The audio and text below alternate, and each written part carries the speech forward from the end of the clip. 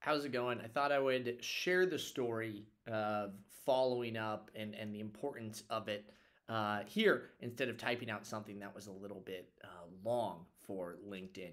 So I wanted to talk about a student of ours, Timothy. And Timothy came through the program, solid developer, was doing everything that we had asked of him. And, you know, when it came time to the job search, he had a very traditional search. He was sending out, applications. He was writing, the cover letters when they were requested, or if it was for, a company that he was interested in. He was building some really cool projects, in his free time, and he just wasn't getting the opportunity to talk about that and those in an interview. And for anybody who's going through a career change like Timothy was and coming out of a coding boot camp, you have a huge amount of competition for these entry-level roles. So not only are there other, bootcamp graduates, there's CS majors, there's self-taught people, and then of course there's also the people who are just looking to maybe leave one company because they don't like what's going on, or they're not getting paid enough. So when companies are hiring for entry-level positions and roles that are able to attract a lot of candidates,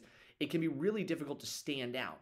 Your resume looks similar, your application may look similar, that what they see in your GitHub or on your portfolio may look very similar. And so going through this job search, Timothy hit a wall and he was wondering what else he could do. And even though we had talked about it before, and, following up is something that is just reiterated time and time again, it feels uncomfortable. How many people like the idea of following up on a job search application, on an interview?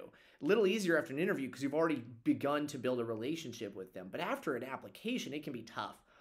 So finally, Timothy said, you know what, I'm going to give it a try. And Timothy actually went all in. He didn't do the LinkedIn follow-up. He didn't do a cold email follow-up or simply responding, in a contact form on the company website. Timothy went and put on his sales shoes, and he found the company's number. He Googled the company name, popped up on the Google search results, found the phone number, called the company to check in on his application. He wasn't demanding an interview. He wasn't saying, hey, you know what, I'm the best candidate, I'm the only person you should talk to. But he was checking in to show the interest that he had in that position. And what ended up happening next is just one of the coolest examples of following up is Timothy called into the company.